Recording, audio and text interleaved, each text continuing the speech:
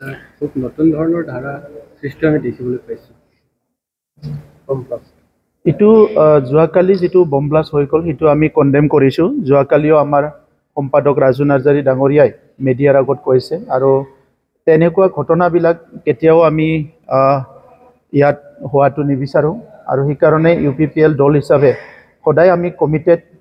আমাৰ বড়োলেণ্ড অঞ্চলত কোনো বম ব্লাষ্ট, কোনো হত্যা হিংসা, কোনো বেআইনী অস্ত্ৰৰ প্ৰচলন আমি নিবিচাৰোঁ। অনাগত দিনত চৰকাৰে যি কামবিলাক কৰিব এই ক্ষেত্ৰত আমি নজৰ ৰাখিবলৈ অনুৰোধ কৰিম, আৰু সদায় আমি সহায় কৰি যাম। আমি আমাৰ দলৰ তৰফৰ পৰা ক'বলৈ বিচাৰোঁ, তেনেকুৱা কোনো শক্তিয়ে যাতে সমাজখন অস্থিৰ কৰিবলৈ পুনৰ ওলাই নাহে। কাৰণ সমাজত শান্তি থাকিলেহে, ভাল পৰিৱেশ থাকিলেহে শিক্ষা দীক্ষা অৰ্থনীতি সামাজিক সাংস্কৃতিক সকলো দিশত আগবাঢ়ি যাব পাৰিব। কিন্তু সমাজখন যদি অস্থিৰ কৰিবলৈ কোনোবা চেষ্টা কৰে বা সমাজখন কোনোবা যদি অস্থিৰ কৰি ৰাখিব বিচাৰে, এই ব্যক্তিবিলাকে, সেই শক্তিবিলাকে এই অঞ্চলৰ যিটো আজি যুৱতীসকল, ছাত্ৰ ছাত্ৰীসকলৰ ভৱিষ্যত, এইবিলাক তেখেতসকলে দায়িত্ব ল'ব লাগিব।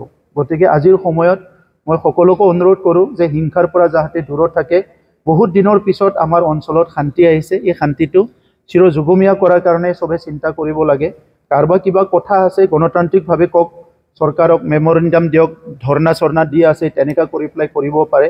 কিন্তু আজি পুনৰ বম ব্লাষ্ট, পুনৰ হত্যা হিংসা, এইটো কোনো কাৰণত আমি আদৰণি জনাব নোৱাৰোঁ। এইটো সদায় আমি কণ্ডেম কৰি যাম।